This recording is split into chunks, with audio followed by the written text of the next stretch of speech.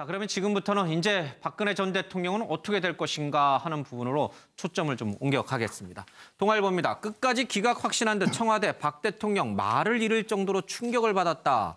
뭐 오죽하겠습니까? 그렇죠. 예. 비통한 마음이야 박 전 대통령 어제 잠을 아마 한숨도 못 주무셨을지 않을까 싶기도 합니다. 자, 들을 말씀이 없다라면서 참모들에게 아무 말을 하지 않았다고 합니다. 침통한 수석들은 차마 말을 잇지 못하는 등 대화가 제대로 오가지 못한 것으로 알려졌습니다. 관저에는 어제 머물 것이다 입장이 있었고요. 따로 메시지나 입장 발표는 없다라고 얘기를 하고 있습니다. 박 전 대통령이 말을 잃을 정도로 충격을 받아서 이를 언급할 여력이 없는 것처럼 보였다라고 얘기를 하고 있습니다. 청와대 안팎에서는 건강에 대한 우려가 나오기도 합니다. 다른 청와대 관계자, 오늘은 대통령이 조용히 계시고 싶은 것 같다 이런 얘기를 하고 당분간 청와대를 떠나기 어려울 것이다 하는 얘기를 하고 있습니다. 덩달아서 청와대 참모진들도 거취를 좀 고민하고 있습니다. 34년 된 이 서울 삼성동 자택은요, 이미 보일러가 고장이 났고 인터넷 선도 끊겨 있습니다. 그래서 이를 수리하는데 며칠이 걸리는 만큼 아마 그동안은 청와대 관저에 머물지 않겠느냐 이런 얘기도 나오네요. 차재용 교수님, 뭐 대통령 입장에서 봤을 때 어제의 그 헌재 선고는 11시 21분 내려진 이정미 권한대행의 주문 그 말은 정말 상상하기 싫을 정도로 마치 꿈이라도 꾸고 싶은 그런 상황이었을 거라는 부분은 10분 공감이 됩니다. 우리말에 청천벽력이란 말이 있지 않습니까? 마른 하늘에 날벼락이 치는 그런 아주 맞아본 적 없으시잖아요. 그렇죠. 근데 아마 대통령 그런 생각을 아마 그런 느낌을 들지 않았을까 하는 생각인데요.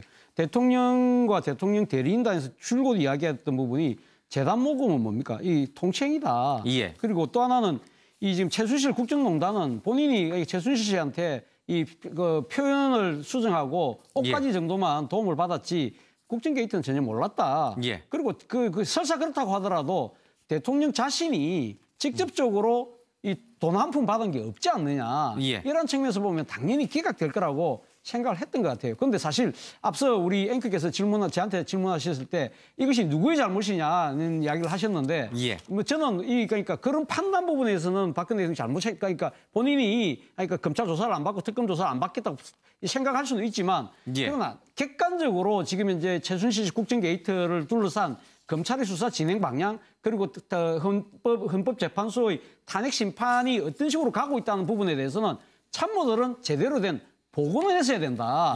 지금 사실 뭐 이 국민 여론은 8대2 내지는 7대3으로 탄핵이 인용되는 걸 바랬지만 그것과는 별도로 법리적으로 헌법재판소의 탄핵 인용 가능성이 상당히 높다는 것이 객관적인 판단이었거든요. 그렇다고 한다면 대통령이 직무정지는 돼 있지만 참모들이 가서 여차 이렇게 해서 인용될 가능성이 높습니다. 거기에 따른 나름대로의 준비 그런 것들을 다 해야 됩니다 하는 식으로 진언을 해야 되는데 아마 그걸 못한 것 같아요.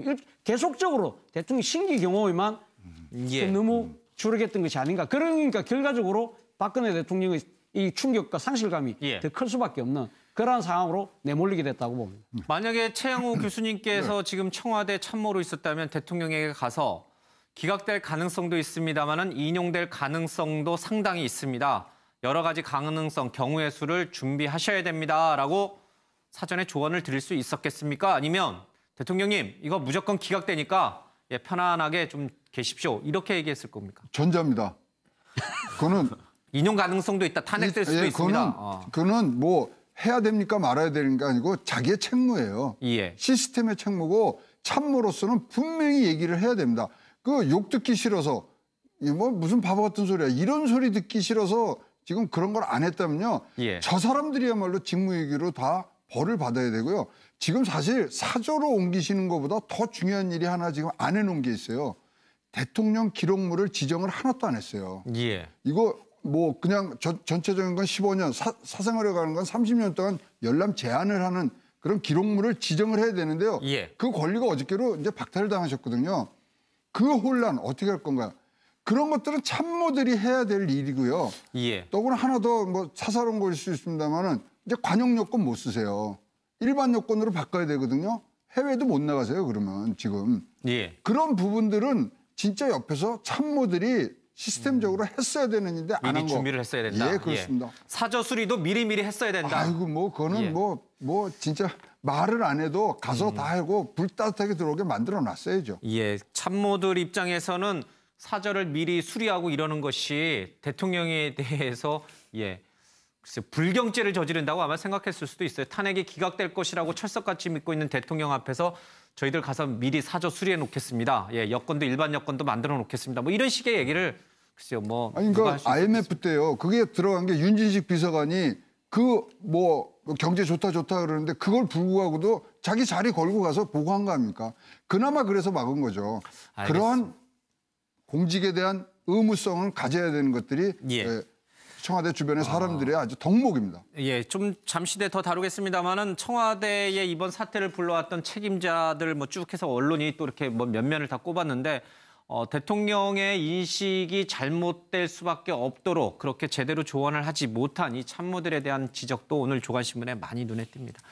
청와대 관저 안뜰에서 2016년 초에 2015년이군요. 2015년 초여름쯤에 청와대 관저에서 대통령이 누군가와 깊게 고개를 숙인 채 통화하는 모습이 오늘 서울신문에 실려 있습니다. 누구랑 통화했을까요? 여기 밑에서는 최순실 씨 얘기도 나옵니다만 알 길은 없는 것 같습니다. 어쨌든 속히 청와대를 떠나야 된다. 지금 대통령이 청와대에 머무는 동안 수많은 기록들, 아까 이제 우리 최영호 교수님 얘기했습니다만은 좀 현 정부에서 다음 정부로 넘겨주기 싫은 그 기록물에 대한 증거인멸 조치가 이루어질 수도 있다라는 주장도 야권이 좀 하고는 있습니다. 어쨌든 속히 나가야 된다는 얘기를 좀 하고 있습니다. 대통령 비서실장과 경호실장이 허용하면은 일반인도 관저에 머물 수 있다면서요. 최대 언제까지 머물다 그런 규정은 없다면서요. 지금 규정이 없고 지금 탄핵 선고가 초유의 사태이기 때문에 이런 부분에 대해서 해석이 분분한데요. 어쨌든 대통령 관련해서도 어느 정도 그 여유는 줘야 된다는 게 일반적인 시각입니다. 더더군다나 그 언론에서 보도가 나오고 있지만 삼성동 사저가 당장 옮기기는 어렵기 때문에 며칠의 여유는 줄 것으로 보입니다. 하지만 이제 말씀드린 대로 탄핵 선고로 인해서 박 대통령이 지위를 잃었기 때문에 마냥 청와대에 계속 있는다면 이게 버티는 거 아닌가라는 국민의 또 비난에 직면할 수가 있기 때문에요. 아마 금명간에 오늘 내일 사이에는 나갈 것으로 보이는데 이 시기도 주말이지만 또 국민들이 또 다 보는 앞에서 또 나가게 될 경우에는 또 이게 또 주목이 되니까 시간에 관련된 이동 시간에 관련된 부분도 지금 고민하고 있는 것으로 알려지고 있습니다. 근데 제가 한 가지 예를 들어드릴까요? 미국의 기업에 재밌는 사례가 하나 있어요. 미국 기업은요, 만약에 해고를 하면 미리 얘기를 안 해줍니다.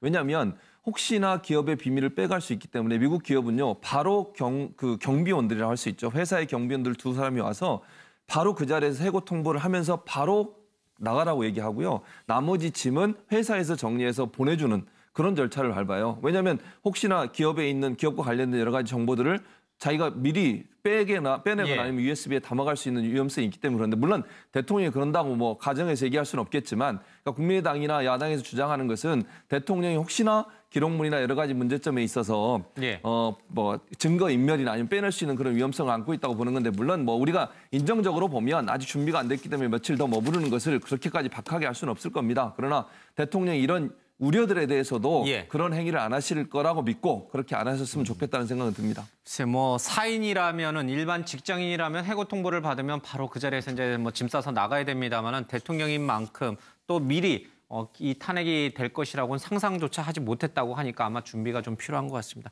그래도 대통령이라는 신분이 있기 때문에 수많은 국가상의 비밀 여러 가지들을 알고 있어요. 또 자료도 있을 것이고 그 부분을 그대로 두고 나와야 되는데 그 부분에 대해서 또 증거인멸은 있는 게 아닌가 하는 시선을 또 야권은 갖고 있네요. 자, 더 보겠습니다. 선거 직후 청와대 참모들에게 드릴 말씀이 없다. 종일 깊은 침묵이 흘렀고요. 이 삼성동 사저 주민들 4년 전에 잘 다녀오시라고 바로 여기서 환호했는데 어쩌다가 나쁜 사람을 만나서 이렇게 됐는지 앞으로 나라가 어떻게 될지 걱정이다라는 얘기도 삼성동 주민들 입에서 나오고 있네요. 동생인 박지만 씨, 누나와 최순실의 인연을 확실히 끊어야 하는데 끊지 못했다라고 하고 있습니다. 그래도 대한민국은 꼭 잘 돼야 한다라고 박지만 씨가 지인에게 문자를 보냈다고 합니다. 박지만 씨가 회장으로 있는 이 이지의 주가가 어제 크게 많이 좀 떨어졌습니다. 탄핵이 인용되지 않겠느냐라고 박지만 씨는 오히려 주변에 탄핵 가능성을 굉장히 높게 말하고 다녔다는 내용도 좀 눈에 띕니다. 어차피 저질러진 일인데 이번 기회에 최순실과 인연을 확실히 끊어야 한다. 그러면서도 정말 그렇게 될지는 모르겠다라면서 회의적인 반응을 보였습니다. 동생인 박근령 씨는 참담하다는 얘기로 요즘 집회 나왔는데 어제는 집회 나오지 않았습니다. 차재영 교수님, 예. 동생인 박지만 씨는 누나의 탄핵 가능성을 높게 봤네요. 그렇죠? 그리고 이번 기회에 최순실과 확실하게 연을 끊어야 되는데 그렇게 될까 회의적인 시각이에요. 그만큼 최순실과 박 전 대통령의 관계가 너무 끈끈하다는 얘기겠죠. 그렇죠. 그러니까 뭐 1990년이죠. 당시 그러니까 그 박지만 씨하고 박근영 씨가 누나이자 언니의 그 최순실 씨 일가와의 관계를 끊어달라고 이 대통령에게 직접적으로 탄원서까지 썼지 않습니까? 그 정도로 이 자신의 누님이 그러니까 최순실 씨 일가와의 그 뗄래야 뗄 수 없는 그 관계, 그로 인한 여러 가지 이 부정적인 영향들을 아마 그때 당시도 상당히 심각하게 받아들였다는 이야기 아닙니까? 이 대통령이 탄원서를 낼 정도로 어떻게 보면 어떻게 자칫 잘못하면 형제의 우애가 끊길 수 있는 그런 행위를 했던 이유 중에 하나는 그 바로 그 두 사람의 관계가 가질 수 있는 그 상당한 부정적 파장을 미리 알았다는 거죠. 그런데 그럼에도 불구하고 끊어내지를 못했지 않습니까? 그렇기 때문에 이번에 최순실 국정게이트로 인해서 박근혜 대통령이 자신의 대통령직까지 상실하는 그런 엄청난 그 결과를 가져옴에도 불구하고 박지만 씨 입장에서는 누님이 과연 그 관계를 끊어낼 수 있을까에 대한 아주 상당한 그 자신감을 가지지 못하는 것 같아요. 그만큼 두 사람 관계가 진짜 뿌리 깊다는 거죠.